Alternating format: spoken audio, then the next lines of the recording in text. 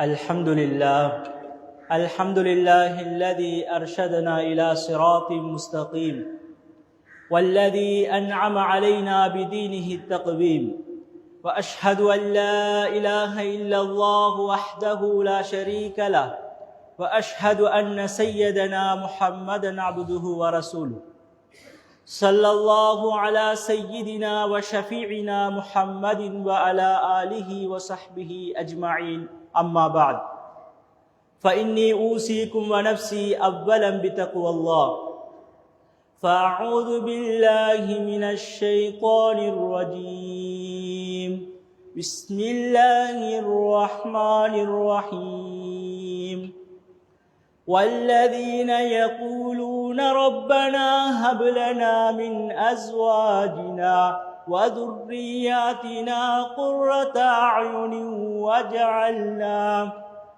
وجعلنا للمتقين إماما صدق الله العظيم. وعن عبيد الله بن محسن الأنصاري الخطمي رضي الله عنه أنه قال النبي صلى الله عليه وسلم من أصبح منكم آمنا في سربه معافا في جسده عنده قوت يومه فكأنما حيزت له الدنيا بحذافيرها رواه الترمذي أو كما قال عليه الصلاة والسلام. சர்வ புகழும் புகழ்ச்சிகளும் எங்களை படைத்து ஆளுகின்ற எல்லாம் வல்ல அல்லாஹுக்கே உரித்தாகட்டும். அல்ஹம்துலில்லாஹ். ஸலாத் என்னும் கருணையும் ஸலாம் என்னும் ஈடேற்றமும் எம் உயிரிலும் மேலான முஹம்மதுல் முஸ்தபா ஸல்லல்லாஹு அலைஹி வஸல்லம் அன்னார்கள் மீதும் அன்னாரின் வாழ்க்கை வழிமுறைகளை அணுவணுவாக எடுத்து நடந்த உத்தம சஹாபாக்கள், தாபிஊங்கள், தபஉத் தாபிஈங்கள், சுஹதாக்கள், நல்லோர்கள், கியாமத்தினால் வரைக்கும் வரக்கூடிய முஃமினான முஸ்லிமான ஆண்கள் பெண்கள் அனைவரும் மீதும் உண்டாவதாக என்று வேண்டியதன் பின்னால் அல்லாஹுவின் அழைப்புக்கு முக்கியத்துவம் கொடுத்து அவனுடைய இல்லமாம் பள்ளிவாயலிலே நேர காலத்தோடு வந்து இஅ்திகாஃபுடைய நியத்துடன் அமர்ந்திருக்கும் அல்லாஹுவின் நல்லடியார்களே, அல்லாஹு சுப்ஹானஹு தஆலா எமது வாழ்வில் எந்தெந்த விடயங்களை எடுத்து நடக்குமாறு ஏவிருக்கிறானோ அவைகளை எம்மால் இயன்றளவு எடுத்து நடக்குமாறும், எந்த விடயங்களிலிருந்து தவிந்து கொள்ளுமாறு எம்மை தடுத்திருக்கிறானோ அவைகளிலிருந்து முற்றுமுழுதாக தவிர்ந்து ஒதுங்கி வாழ்ந்து கொள்ளுமாறும் முதற்கண் எனக்கும் அப்பால் உங்களுக்கும் தக்வாவை கொண்டு வசியத்தும் நசீஹத்தும் செய்து கொள்கிறேன். இத்தகுல்லாஹ் ஹைசுமா குந்தும். கண்ணியத்துக்கும் மதிப்புக்கும் உரிய அல்லாஹுவின் நல்லடியார்களே, அல்லாஹு சுப்ஹானஹு தஆலா இந்த உலகத்தில் எமக்கு தந்த இந்த வாழ்க்கை இது ஒரு அமானிதமாக இருக்கிறது. அதே போல எமக்கு தரப்பட்ட இந்த வாழ்க்கை இது பெரும் ஒரு பாக்கியமாக, ஒரு நியமத்தாகவும் அருட்படையாகவும் இருக்கிறது. நாம் உலகத்தில் வாழுகின்ற பொழுது எங்களால் என்னென்ன செயற்பாடுகள் நடைபெறுகிறதோ அதே போல நாம் கழிக்குகின்ற ஒவ்வொரு நிமிடத்தை பற்றியும் அல்லாஹ்விடத்தில் பதில் சொல்ல வேண்டிய ஒரு பொறுப்பு ஒவ்வொருவருக்கும் இருக்கிறது. எனவே கண்ணியமானவர்களே, இந்த உலக வாழ்க்கை என்பது யாருக்கும் நிரந்தரமானதல்ல. இந்த உலகத்தில் வருகின்ற கஷ்டங்களும் நிரந்தரமானதல்ல. இந்த உலகத்தில் வருகின்ற சந்தோஷங்கள் அதுவும் நிரந்தரமானதல்ல. உண்மையான சந்தோஷமும் நிரந்தரமான சந்தோஷம் அல்லது நிரந்தரமான நஷ்டம் கஷ்டம் இது ஒரு மனிதனுடைய மௌத்துக்கு பின்னால் தான் இருக்கிறது. அவ்வாறு இருந்தாலும் மௌத்துக்கு பின்னால் உள்ள வாழ்க்கை நிரந்தரமான நிம்மதியான வாழ்க்கையா அல்லது நிரந்தரமான நஷ்டமான வாழ்க்கையா என்பதை முடிவு செய்வது இந்த உலகத்தில் உள்ள இந்த சந்தர்ப்பத்தில் தான், உலகத்தில் நாம் வாழுகின்ற இந்த குறுகிய காலத்தில் தான் மௌத்துக்கு பின்னால் எமக்கு நிரந்தரமான நிம்மதியை நான் அடைவதற்கு தயார் செய்வதா அல்லது மௌத்துக்கு பின்னால் நிரந்தரமான நஷ்டவாளியாக நான் ஆகுவதா என்பதை யோசித்து எமது வாழ்க்கையை அமைத்துக் கொள்ள வேண்டிய பொறுப்பு எமக்கு ஒவ்வொருவருக்கும் இந்த உலக வாழ்க்கையில் இருக்கிறது. கண்ணியமானவர்களே, உண்மையான வெற்றியாளி யார் என்றால் குர்ஆனில் அல்லாஹ் சொல்லும் பொழுது சொல்கிறான், ஃபமன் ஸுஹ்ஸிஹ அனின் நார் வ உத்கிலல் ஜன்னத ஃபகத் ஃபாஸ். யார் மௌத்தானதுக்கு பின்னால் அல்லாஹு சுப்ஹானஹு தஆலாவால் ஃபமன் ஜுஹ்ஸிஹ அனின்னார் நரகத்தை விட்டும் தூரமாக்கப்பட்டு வ உதுகிலல் ஜன்னத சுவர்க்கத்தில் யார் நுழைவிக்கப்படுகிறாரோ ஃபகத் ஃபாஸ் அவர்தான் உண்மையான அந்தரங்கமான வெற்றியை அடைந்தவர், அந்த மனிதர்தான் என்பதை குர்ஆனில் அல்லாஹு சுப்ஹானஹு தஆலா சொல்கிறான். கண்ணியமானவர்களே, ஒவ்வொரு மனிதனுடைய வாழ்க்கையின் சுருக்கம் இதுதான். நாம் வாழுகின்ற குறுகிய காலகட்டத்தில் எவ்வாறு எமது வாழ்க்கையை நாம் அமைத்துக் கொள்கிறோமோ அதன் அடிப்படையில் தான் மௌத்துக்கு பின்னால் உள்ள வாழ்க்கையுடைய நிம்மதியும் நஷ்டமும் அமைந்திருக்கிறது. இதுதான் எமது வாழ்க்கையுடைய ஒரு அந்தரங்கம், இதுதான் சுருக்கமாக இருக்கிறது. எனவே கண்ணியமானவர்களே, இந்த சுருக்கமான வாழ்க்கையை அல்லாஹு சுப்ஹானஹு தஆலா 3 கட்டங்களாக பிரித்திருக்கிறான்.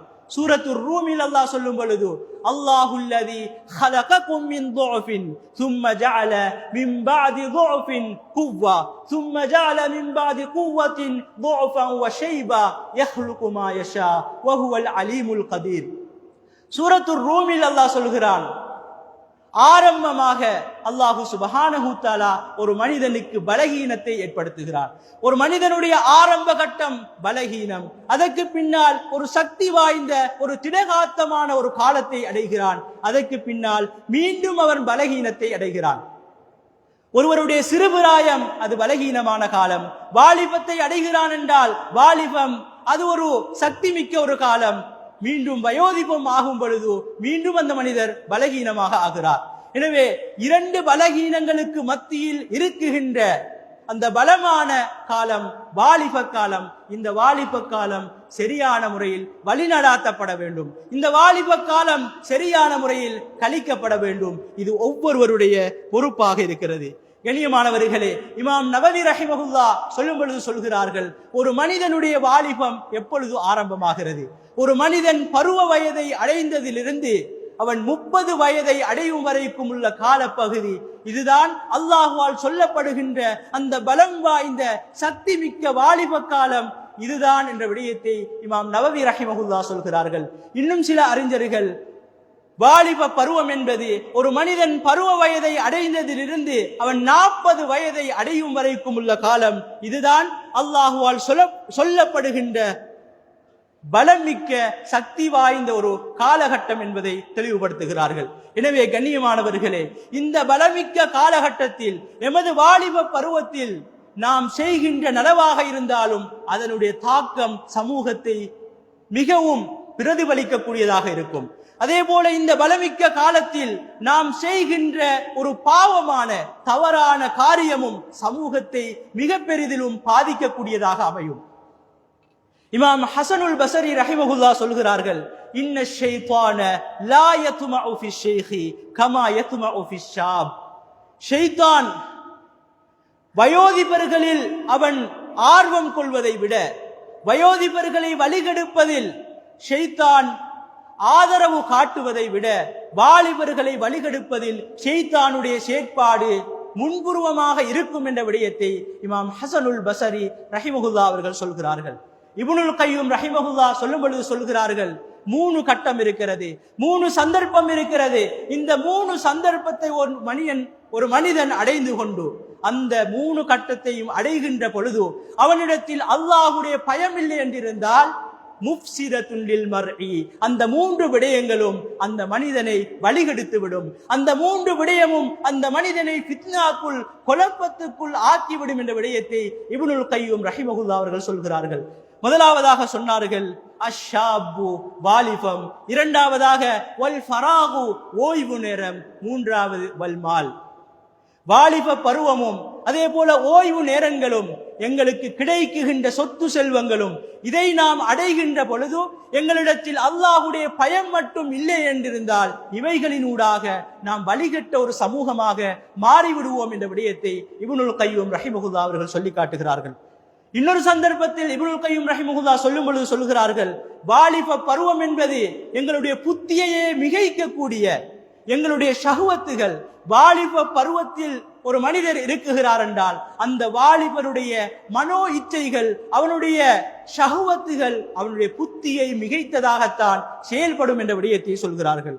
அந்த நேரத்தில் ஒரு மனிதனிடத்தில் ஈமான் இல்லை என்றிருந்தால், ஈமானுடைய பிரகாசம் அந்த மனிதத்தில் இல்லை என்றிருந்தால், அவன் ஷைத்தானுடைய கையில் கிடைத்த பந்தை போன்று, ஷைத்தான் அந்த பந்தை வைத்து அவன் நினைத்த பிரகாரம் அந்த வாலிபனை, அவனிடத்தில் ஈமான் அல்லாஹ்வுடைய பயம் அந்த நேரத்தில் இல்லை என்றிருந்தால், ஷைத்தான் அந்த மனிதரை கொண்டு சமூகத்தை பெருமொரு குழப்பத்தில் ஆக்குவான் என்ற விடயத்தை இப்னுல் கய்யூம் ரஹிமஹுல்லாஹ் அவர்கள் சொல்லி காட்டுகிறார்கள். எனவேதான் நபி ஸல்லல்லாஹு அலைஹி வஸல்லம் அவர்கள் ஹதீஸில் சொன்னார்கள். இப்னு அப்பாஸ் ரலியல்லாஹு தஆலா அன்ஹு அவர்கள் ரிவாயத் செய்யக்கூடிய ஹதீஸ் ஹாக்கிமில் பதிவு செய்யப்பட்டிருக்கிறது. நபி ஸல்லல்லாஹு அலைஹி வஸல்லம் அவர்கள் சொல்கிறார்கள், இக்தனிம் ஹம்சன் கபுல ஹம்சின், உங்களுக்கு 5 நிலைமைகள் வரும். அந்த 5 நிலைமைகள் வருவதற்கு முன்னால், அதற்கு எதிரான, அதைவிட முரணான, உங்களுக்கு சார்பான 5 நிலைமைகள் இருக்கும். அந்த சார்பான 5 நிலைமைகளை நீங்கள் பயன்படுத்திக் கொள்ளுங்கள் என்று சொல்லிவிட்டு முதலாவதாக சொன்னார்கள், ஷபாபக கபுல ஹரமி, உங்களுக்கு வாலிபம் வரும்.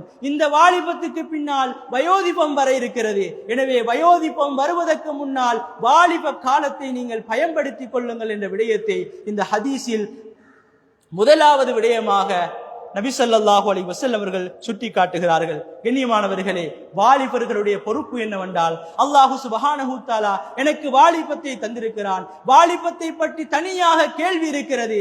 வாலிபம் என்பது, எனது வாழ்க்கை என்பது ஒரு அமானிதம். எனவே இந்த வாழ்க்கையை நான் சரியான முறையில் கழிக்க வேண்டும் என்பது இது வாலிபர்களுடைய பொறுப்பாக இருக்கிறது. அந்த வாலிபர்களை பெற்றெடுத்த ஒவ்வொரு பெற்றாருடைய பொறுப்பு, அதே போல நிர்வாகிகளுடைய பொறுப்புதாரிகளுடைய பொறுப்பு என்னவென்றால், வாலிப சமூகம் என்பது ஒரு சமூகத்தின் முதுகெலும்புகள்.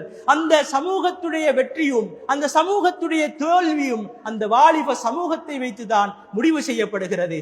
எனவே அந்த வாலிப சமூகத்துக்கு சரியான முறையில் வழிகளை காட்டுவது ஒவ்வொரு பெற்றாருடையும் ஒவ்வொரு பொறுப்புதாரியுடைய கடமையாக இருக்கிறது.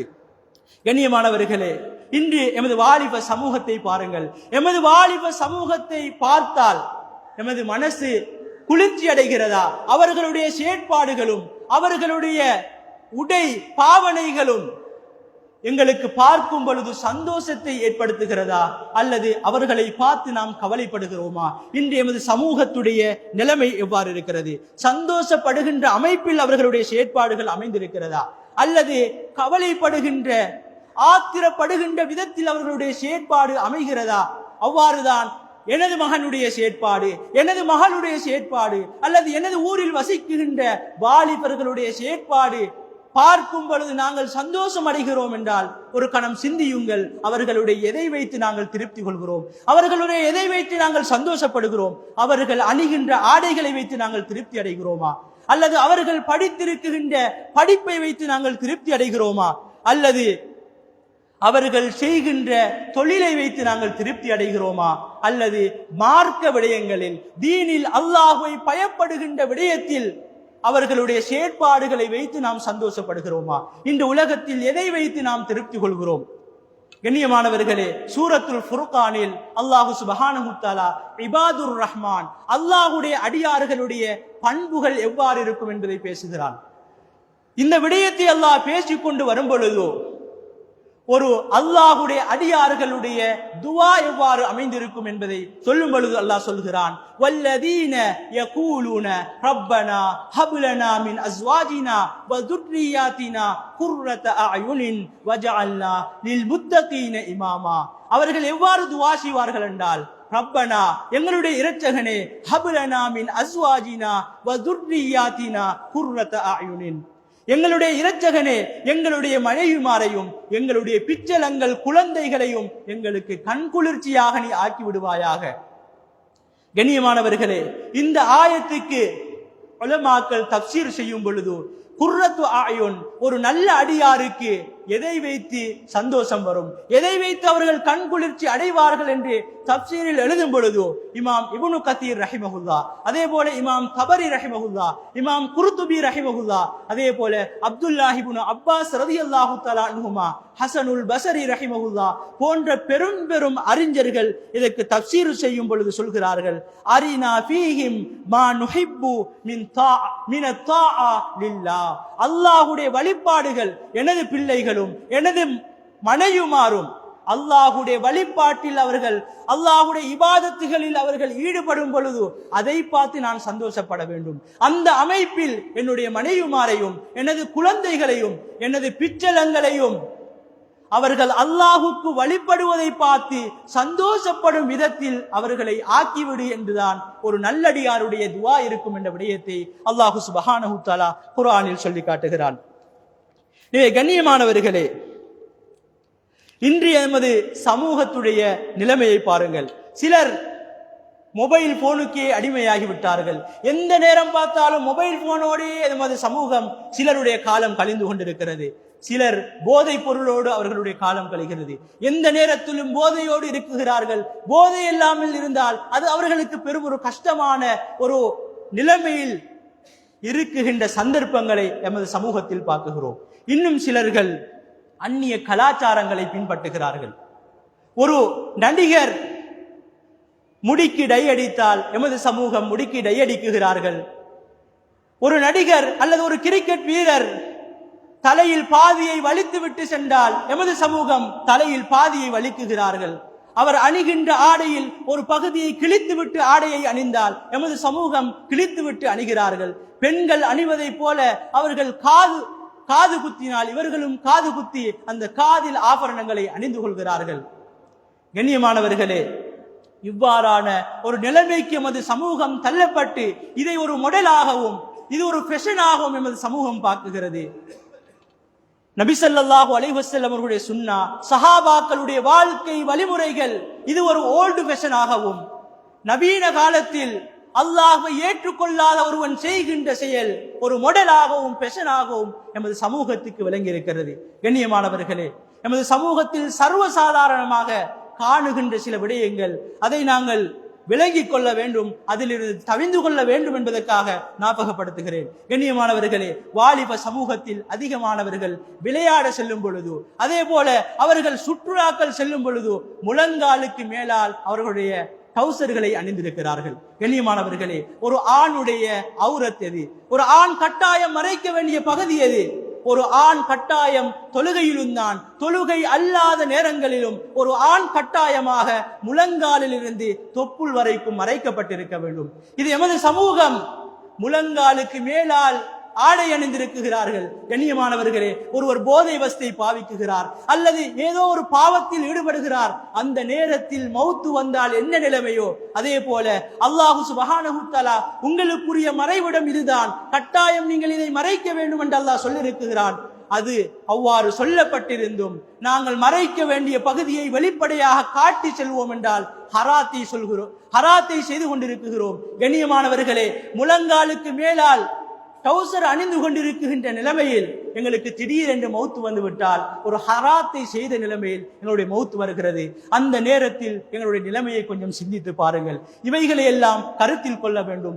மார்க்க விடயங்களை படிக்க வேண்டும். மார்க்கத்தில் எது ஹராம், எது ஹலால், மார்க்கம் எதை வலியுறுத்துகிறது, மார்க்கம் எதை வரவேற்குகிறது, இவைகளை எல்லாம் படித்து செயல்பட வேண்டிய ஒரு நிர்பந்தம் எமது சமூகத்துக்கு இருக்கிறது. கண்ணியமானவர்களே, மார்க்க விடயங்கள் என்று வரும் பொழுது மார்க்க விடயத்தில் ஒரு வாலிபன் திருமண வயதை அடைகிறான் என்றால் அந்த திருமணத்துடைய சட்டங்கள் பூர்த்தியாக அந்த வாலிபருக்கு தெரியுமா? தொழுகைக்கு வருகிறார், தொழுகையில் அவர் செய்கின்ற ஒவ்வொரு செயற்பாடும் மார்க்கத்தில் சொன்ன பிரகாரம் தான் செய்கிறாரா? அதை அவர் படித்திருக்கிறாரா?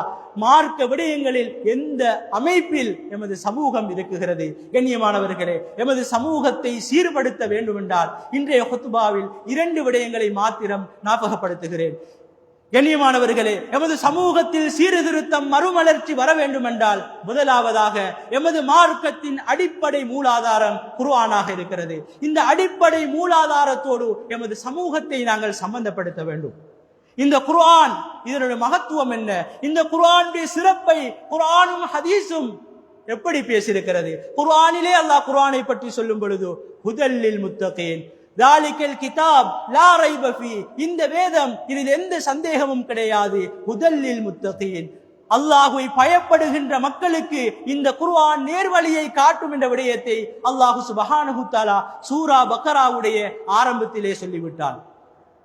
அது மட்டுமல்லாமல் அல்லாஹு சுப்ஹானஹு தஆலா இந்த குர்ஆனுக்கு பல சிறப்புகளை வைத்திருக்கிறான். நபி ஸல்லல்லாஹு அலைஹி வஸல்லம் அவர்கள் சொன்னார்கள், அல் குர்ஆனு நூருன் முபீனுன் வ ஷிஃபாஉன் நாஃபிஉன் வ இஸ்மத்துன் லிமன் தமஸ்ஸக பிஹி. தாரமியில் வரக்கூடிய ஹதீஸ், நபி ஸல்லல்லாஹு அலைஹி வஸல்லம் அவர்கள் சொன்னார்கள், குர்ஆன் என்பது இது பகிரங்கமான ஒரு பிரகாசம், இது தெளிவான பிரகாசம், நோய்களுக்கு இதில் நிவாரணம் இருக்கிறது. யார் இந்த குர்ஆனை பற்றி பிடித்துக் கொள்கிறாரோ இவர் மோசமான நிலைமைக்கு அவர் ஒரு பாவியாக ஆக மாட்டார். பாவங்களில் இருந்து அந்த மனிதரை குர்ஆனின் ஊடாக அல்லாஹு சுப்ஹானஹு தஆலா பாதுகாப்பான் என்ற விடயத்தை நபி ஸல்லல்லாஹு அலைஹி வஸல்லம் அவர்கள் சொன்னார்கள். இன்னொரு ஹதீஸில் ஸல்லல்லாஹு அலைஹி வஸல்லம் அவர்கள் சொன்னார்கள், ஸஹீஹு முஸ்லிமில் பதிவு செய்யப்பட்டிருக்கிறது, இன்னல்லாஹ யர்ஃபஉ பிஹாதல் கிதாபி அக்வாமன். இந்த குர்ஆனின் ஊடாக சில சமூகத்தை அல்லாஹ் கண்ணியப்படுத்துகிறான். இன்னும் சில சமூகத்தை இந்த குர்ஆனை எடுத்து செயல்படாததின் ஊடாக சிலர்கள் இந்த குர்ஆனின் ஊடாக கேவலப்படுத்தப்படுகிறார்கள் என்ற விடயத்தை ஸல்லல்லாஹு அலைஹி வஸல்லம் அவர்கள் சொன்னார்கள். இன்னொரு ஹதீஸில் ஸல்லல்லாஹு அலைஹி வஸல்லம் சொன்னார்கள், இக்ரஉல் குர்ஆன் ஃபஇன்னஹு யஅதி யௌமல் கியாமா ஷஃபீஅன் லி அஸ்ஹாபிஹி. ஸஹீஹ் முஸ்லிமில் வரக்கூடிய ரிவாயத், ஸல்லல்லாஹு அலைஹி வஸல்லம் சொல்கிறார்கள், இக்ரஉல் குர்ஆன், நீங்கள் குர்ஆனை ஓதுங்கள், ஃபஇன்னஹு யஅதி யௌமல் கியாமா, இது கியாமத் நாளில் உங்களுக்கு அல்லாஹ்விடத்தில் சிபாரிசு செய்யக்கூடியதாக குர்ஆன் வரும். இன்னொரு ஹதீஸில் ஸல்லல்லாஹு அலைஹி வஸல்லம் அவர்கள் சொல்கிறார்கள், இப்னு மாஜாவில் பதிவு செய்யப்படக்கூடிய ஹதீஸ், இன்ன லில்லாஹி அஹ்லீன மினன் நாஸ், மனிதர்களில் அல்லாஹ்வுக்கென்று சில மக்கள் இருக்கிறார்கள். இவ்வாறு நபி ஸல்லல்லாஹு அலைஹி வஸல்லம் அவர்கள் சொன்ன நேரம், காலு மன்ஹும் யா ரசூலல்லாஹ், சஹாபாக்கள் கேட்டார்கள், அல்லாஹ்வுடைய தூதரே, அல்லாஹ்வுக்கென்று மக்களில் சிலர்கள் இருக்கிறார்கள் என்றால் அவர்கள் யார் என்ற விடயத்தை நபி ஸல்லல்லாஹு அலைஹி வஸல்லம் அவர்களிடம் சஹாபாக்கள் கேட்கிறார்கள். அந்த நேரத்தில் ஸல்லல்லாஹு அலைஹி வஸல்லம் சொன்னார்கள், அஹ்லுல் குர்ஆன் ஹும் அஹ்லுல் குர்ஆன் ஹும் அஹ்லுல்லாஹ். யார் குர்ஆனுடையவர்களாக இருக்கிறார்களோ, குர்ஆனோடு அவருடைய சம்பந்தம் இருக்குமோ, அவர்தான் அல்லாஹ்வுக்குரியவர். வஹாஸதிஹி, அவர் அல்லாஹ்வுக்கென்றே விசேஷமானவர் என்ற விடயத்தை ஸல்லல்லாஹு அலைஹி வஸல்லம் அவர்கள் சொல்லி காட்டுகிறார்கள். அதே போல ஒரு மனிதர் குர்ஆனோடு சம்பந்தப்பட்டிருந்தால் அல்லாஹ் சுப்ஹானஹு தஆலா அவருடைய உள்ளத்தை பாவங்களிலிருந்து பாதுகாக்குகிறான். மன் யஈஷு மஅல் குர்ஆன் யத்மஇன் கல்புஹு. ஒரு மனிதர் குர்ஆனோடு அவருடைய வாழ்க்கை கழிகிறது என்றால் அவருடைய உள்ளம் அமைதிப்படுகிறது, அவருடைய ஈமான் உறுதியாகிறது. அதே போல ஃபித்னாக்களில் இருந்தும் வழிகேடுகளில் இருந்தும் அந்த சமூகத்தை அல்லாஹ் சுப்ஹானஹு தஆலா பாதுகாப்பான் என்ற விடயத்தை உலமாக்கள் தெளிவுபடுத்துகிறார்கள். எனவே கண்ணியமானவர்களே, இவ்வளவு சிறப்பு மிக்க குர்ஆன் தான் எமது மார்க்கத்துடைய அடிப்படை மூலாதாரமாக இருக்கிறது. துணை மூலாதாரங்களை விட்டுவிடுவோம், அடிப்படை மூலாதாரத்தில் எங்களுடைய தொடர்பு எந்த அளவு இருக்கிறது. கண்ணியமானவர்களே, இந்த குர்ஆனை எழுத்து பிழையின்றி எங்களுக்கு ஓத தெரியுமா? குர்ஆனில் உள்ளதே, அரபியில் உள்ளது 29 எழுத்து. இந்த 29 எழுத்தையும் எந்த உச்சரிப்பு பிழை இல்லாமலும் நாங்கள் சரியாக ஓத முடியுமா? எமது வாலிப சமூகம் அவ்வாறு ஓதுவார்களா? அல்லது வயோதிபத்தை 50 வயதை அடைந்த நான், 60 வயதை அடைந்த நான், எனது மார்க்கத்தின் அடிப்படை மூலாதாரம் இந்த குர்ஆன் எந்த அளவுக்கு தெளிவாக எனக்கு ஓத தெரியும்? கண்ணியமானவர்களே, தஜ்வீது சட்டங்களை எந்த அளவு படித்திருக்கிறேன்? தஜ்வீது சட்டம், சிலர்கள் யோசிக்கலாம், தஜ்வீத் சட்டங்கள் என்றால் அது உலமாக்கள் மதரசாவில் ஓதுபவர்கள் தான் தஜ்வீத் சட்டம் படிக்க வேண்டும், பொதுமக்களாக இருக்கக்கூடிய எங்களுக்கு என்ன தஜ்வீத்? கண்ணியமானவர்களே, பின்னால் ஒரு உதாரணத்தை சொல்கிறேன். அந்த உதாரணத்தின் ஊடாக நீங்களே யோசித்துக் கொள்ளுங்கள், தஜ்வீதை படிப்பது, குர்ஆனை திருத்துவது எங்களுக்கு அவசியமா அல்லது அவசியம் இல்லையா? கண்ணியமானவர்களே, மஹாரிஜுல் ஹுரூஃப், ஒவ்வொரு எழுத்தும் வெளியாகுவதைக் கண்டு தனித்தனி இடம் இருக்கிறது. அந்த இடங்களிலிருந்து நாங்கள் உச்சரிக்கின்ற உச்சரிப்புகள் வெளிப்படுகிறதா? அல்லாஹ் சுப்ஹானஹு தஆலா குர்ஆனில் ஹலக என்ற வார்த்தையை பல இடங்களில் பாவித்திருக்கிறான். ஹலக என்றால் முதலாவது ஹா, நுக்தா வைக்கப்பட்ட ஹா. ஹலக என்றால் படைத்தான் என்ற அர்த்தம். கண்ணியமானவர்களே, எங்களுக்கு தெரியும் அரபியில் ஹா 3 வகையான ஹா இருக்கிறது. ஒன்று நுக்தா வைக்கப்பட்ட ஹா, இரண்டாவது ஹா, மூன்றாவது ஹா. இந்த ஹா, நுக்தா வைக்கப்பட்ட ஹா, தொண்டையுடைய ஆரம்ப பகுதியிலிருந்து வெளிப்படுத்தப்படுகிறது. ஹா என்ற உச்சரிப்பு தொண்டையின் ஆரம்ப பகுதியிலிருந்து வெளியாகிறது. அதே போல நுக்தா இல்லாத ஹா, ஒரு காத்து சத்தத்தோடு வருகின்ற அந்த இரண்டாவது எழுத்து தொண்டையின் நடுப்பகுதியிலிருந்து வெளியாகிறது. அதே போல ஒரு ஹா என்ற ஒரு உச்சரிப்பு இருக்கிறது, அது தொண்டையின் அடிப்பகுதியில் இருந்து வெளியாகிறது. நாங்கள் அதிகமானவர்கள் 3 ஹாவையும் ஒரே உச்சரிப்பில் தான் உச்சரிக்குகிறோம். கண்ணியமானவர்களே, எதற்காக இதை சொல்கிறேன் என்றால், அந்த ஒரு எழுத்து உச்சரிப்பு மாறுவதால் கருத்து எந்த அளவுக்கு வித்தியாசமாகிறது என்ற விடயத்தை கொஞ்சம் கவனித்துக் கொள்ளுங்கள். ஹலக குல் அஊது பிரப்பில் ஃபலக்கிலும் நாங்கள் பார்க்குகிறோம். குல் அஊது பிரப்பில் ஃபலக் மின் ஷர்ரி மா ஹலக். அல்லாஹ் படைத்த கெடுதிகளில் இருந்து நான் பாதுகாப்பு தேடுகிறேன் என்று நாங்கள் சொல்கிறோம். ஹலக படைத்தான். இந்த இடத்தில் ஒரு மனிதர் ஹா என்று உச்சரிப்பதற்கு பதிலாக ஹலக என்று அவர் உச்சரித்தால் அல்லாஹ் சேவெடுத்தான் என்ற அர்த்தம். கண்ணியமானவர்களே, அல்லாஹுக்கு அவ்வாறு ஒரு பண்பு இருக்கிறதா? அல்லாஹுக்கு இல்லாத ஒரு விடயத்தை நாங்கள் சொன்னால் குர்ஆனை நன்மைக்காக ஓதி கடைசியில் ஒரு பதுவாவை பெற்ற மனிதனாக நாங்கள் ஆகுவதற்குரிய ஒரு நிர்பந்தத்தில் உள்ளாக்கப்படுகிறோம். ஹலக என்ற இடத்தில் ஒரு மனிதர் ஹலக என்று உச்சரிக்கின்ற நேரம் சேவெடுத்தான் என்ற அர்த்தம். அதே இடத்தில் அவர் அடுத்த ஹாவை வைத்து ஹலக என்று சொன்னால் அழிந்து போனான், நாசமடைந்து போனான் என்று அர்த்தமாகிறது. கண்ணியமானவர்களே, அல்லாஹுக்கு நாசமடைந்தான் என்று நாங்கள் ஓதினோம் என்றால் அந்த குர்ஆனினூடாக நமக்கு நன்மை கிடைக்குமா, அல்லது அல்லாஹுடைய சாபமும் அல்லாஹுடைய கோபமும் உண்டாகுமா? இதை வைத்தே நீங்கள் விளங்கிக் கொள்ளுங்கள். கண்ணியமானவர்களே, குர்ஆன் இதை படிப்பதற்கு எந்த அளவு முக்கியத்துவம் கொடுக்குகிறோம். ஒவ்வொரு நாளும் பாடசாலை கல்வி 5 மணித்தியாலம் 6 மணித்தியாலம் பாடசாலை கல்விகள் நடக்குகிறது. பாடசாலை முடிந்து வந்ததன் பின்னால் குர்ஆனுக்கு 1 மணித்தியாலம் 2 மணித்தியாலம் ஒதுக்குகிறோம். கண்ணியமானவர்களே, இந்த 1 மணித்தியாலம் 2 மணித்தியாலம் அந்த நேரத்தில் 6-7 மணித்தியாலம் படித்த அந்த பாடசாலை கல்வியில் ஏதாவது ஒரு ஸ்பெஷல் கிளாஸ் வரும் பொழுது நாங்கள் அந்த இடத்தில் ஸ்பெஷல் கிளாஸுக்கு முன்னுரிமை கொடுக்கிறோமா அல்லது குர்ஆனுக்கு முன்னுரிமை கொடுக்குகிறோமா? ஒவ்வொருவரும் உள்ளத்தில் கை வைத்து சிந்தித்து பாருங்கள். எனது மகனுக்கு அல்லது எனது மகளுக்கு குர்ஆன் மதரசா நடக்குகின்ற நேரத்தில் அவருக்கு ஒரு விஞ்ஞான பாடமோ அல்லது கணித பாடமோ நடக்குகிறது என்றால் அந்த நேரத்தில் குர்ஆனை படிப்பதற்கு அனுப்புவோமா அல்லது அந்த கணித பாடத்தை படிப்பதற்கு அனுப்புவோமா? இதை வைத்தே குர்ஆனுக்கு நாம் எந்த அளவு இடத்தை கொடுத்திருக்கிறோம் என்பதை விளங்கிக் கொள்ள முடியும். கண்ணியமானவர்களே, பாடசாலை கல்வி தவறு என்று சொல்லவில்லை. பாடசாலை கல்வியும் தேவை. ஆனால் அந்த பாடசாலை கல்வியோடு எங்களை சுவர்க்கத்துக்கு கொண்டு செல்கின்ற, கியாமத்து நாளில் எங்களுக்காக சிபாரிசு செய்கின்ற அந்த குர்ஆனுடைய கல்வி இது அத்தியாவசியமான ஒன்றாக இருக்கிறது. அதற்கும் நாங்கள் போதுமான அளவு நேரத்தை கொடுக்க வேண்டும் என்ற விடயத்தை தான் சொல்ல வருகிறேன். கண்ணியமானவர்களே, அது மட்டுமல்ல, அதே போல நாங்கள் பணத்தை செலவழிக்கின்ற விடயத்தையும் கொஞ்சம் சிந்தித்து பாருங்கள். ஒரு ஸ்பெஷல் கிளாஸ் 1 மணித்தியாலம் நடக்குகிறது அல்லது 2 மணித்தியாலம் நடக்குகிறது. அந்த 1 மணித்தியால 2 மணித்தியால கிளாஸுக்கு 300 ரூபாய், 500 ரூபாய், 1000 ரூபாய் யோசிக்காமல் செலவழிக்குகிறோம். ஒரு மாதம் குர்ஆன் மதரசா நடந்து அந்த 1 மாதத்துக்கு பின்னால் ஒரு 500 ரூபாய் கட்ட வேண்டும் அல்லது 1000 ரூபாய் 1 மாதத்துக்கு கட்ட வேண்டும் என்றால் இது கொஞ்சம் கூட என்பதை யோசிக்கிறோம்.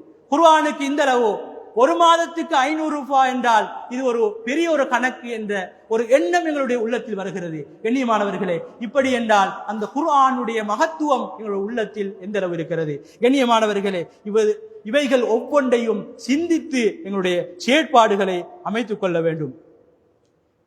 முதலாவதாக ஒரு வாலிப சமூகம் எமது உம்மத்தின் முதுகெலும்புகள் சீர்திருந்த வேண்டும், நல்ல ஒரு எதிர்காலத்தை அவர்கள் அடைய வேண்டும் என்றால் முதலாவது அவர்களை எமது மார்க்கத்தின் அடிப்படை மூலாதாரம் குர்ஆனோடு சம்பந்தப்படுத்த வேண்டும். இரண்டாவது விடயம் அவர்களை தொழுகையோடு சம்பந்தப்படுத்த வேண்டும்.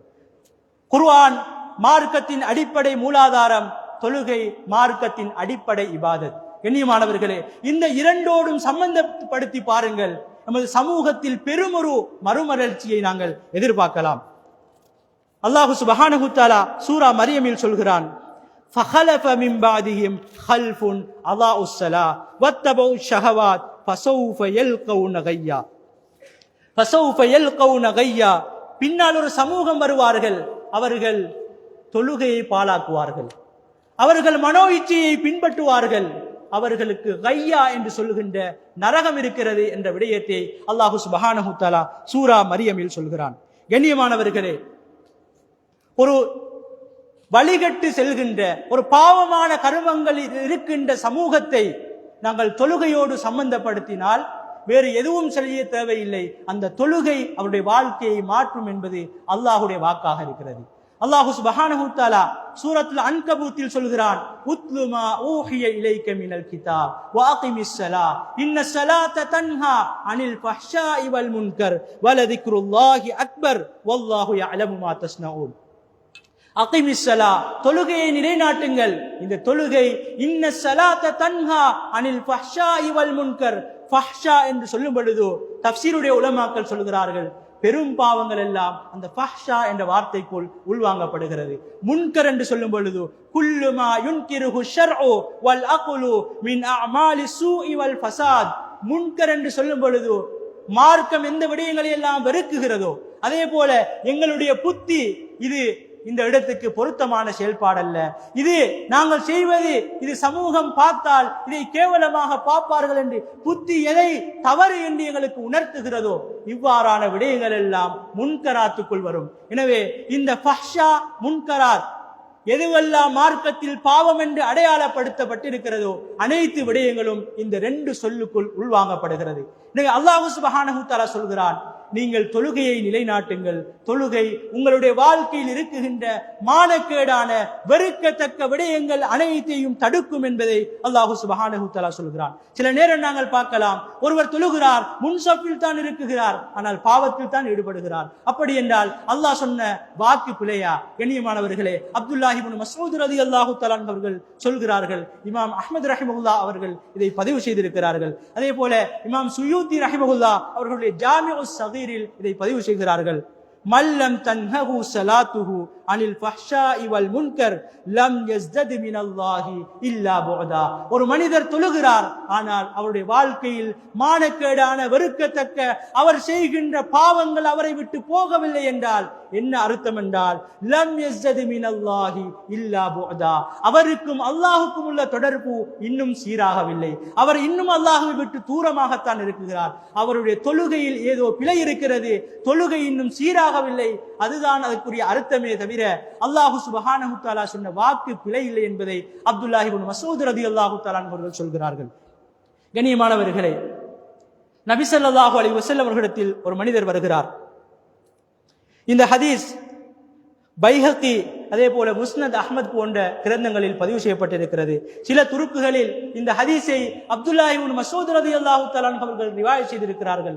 இன்னும் சில சந்தர்ப்பங்களில் அபூ ஹுரைரா ரலியல்லாஹு தஆலா அவர்கள் இந்த ஹதீஸை ரிவாயத் செய்கிறார்கள். கண்ணியமானவர்களே, ஒரு மனிதர் நபி ஸல்லல்லாஹு அலைஹி வஸல்லம் அவர்களிடம் வந்து சொல்கிறார், இன்ன ஃபுலானன் யுஸல்லி பில்லைல் ஃபஇதா அஸ்பஹ சரக ஃபகால இன்ன ஸலாத்தஹு சதன்ஹாஹு. நபி ஸல்லல்லாஹு அலைஹி வஸல்லம் அவர்களிடம் ஒரு மனிதர் வந்து சொல்கிறார், அல்லாஹ்வுடைய தூதரே, இன்ன மனிதர் இரவு நேரத்தில் தொழுகைகளை நிறைவேற்றுகிறார், ஆனால் காலையை அடைந்தால் அவர் களவெடுக்குகிறார், திருடுகிறார் என்ற விடயத்தை ஸல்லல்லாஹு அலைஹி வஸல்லம் அவர்கள் சொன்ன சந்தர்ப்பத்தில் ஸல்லல்லாஹு அலைஹி வஸல்லம் சொன்னார்கள், அவருடைய தொழுகை அந்த அவருடைய தவறான செயலை தடுக்கும் என்று சொல்லியிருக்கிறார்கள். எனவே கண்ணியமானவர்களே, இன்றைய ஹுத்பாவுடைய சுருக்கம் என்னவென்றால், வாலிப சமூகம் என்பது எமது சமூகத்தின் முதுகெலும்புகள். அவர்களுடைய செயற்பாடுகளை வைத்துதான் எமது சமூகத்தின் மறுமலர்ச்சியும் எமது சமூகத்தின் தோல்வியும் அவர்களை அடிப்படையாகத்தான் வைத்திருக்கிறது.